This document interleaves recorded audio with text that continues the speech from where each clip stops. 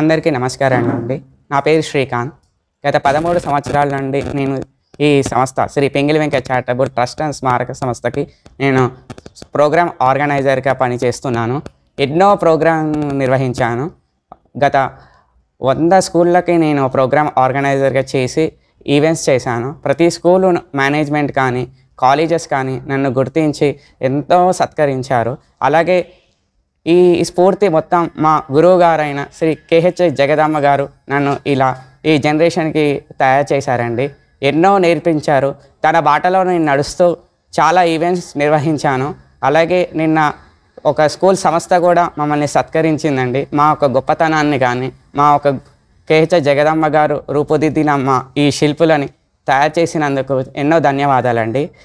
Actually ఈరోజు మనం March 31 and April 1న మన జాతీయ పతాక బర్త్డే సెలబ్రేషన్ చేసుకుంటున్నాం. మనందరికీ పుట్టినరోజు ఉంటుంది. ప్రతి తల్లి 9 నెలలు మనని కన్ని పుట్టినరోజు ఒక డేట్ అనేది ఫిక్స్ చేస్తున్నారు. అలాగే మన జాతీయ జెండాకు కూడా ఒక డేట్ ఉందండి. 1921లో మన జాతీయ జెండా రూపుదిద్దుకుంది. శ్రీ పింగిలి వెంకయ్య గారు బందర్లో జన్మించారు.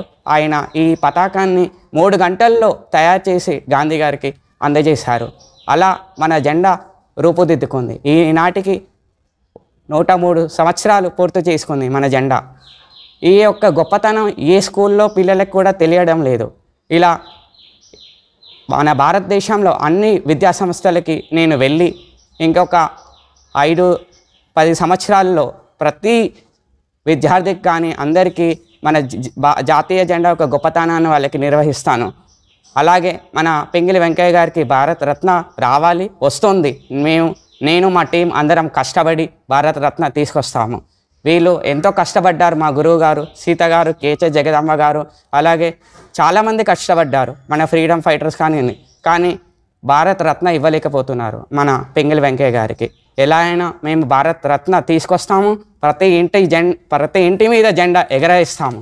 ప్రతి పౌరుడు మన భారత్ జెండా గురించి వివరించి ప్రతి సంవత్సరం మార్చి 31 ఏప్రిల్ 1న ఈ జెండా ఒక పుట్టినరోజు మన ఇంట్లో ఇలా కేక్ కట్ చేసి మిత్రులతోటి కానీ ఫ్యామిలీతోటి కానీ సెలబ్రేషన్స్ చేసుకుంటాము. అలా ప్రతి ఇంట ఆ రోజు జెండా ఎగరాలని మా కోరిక అండి. భారత్ మాతాకి జై.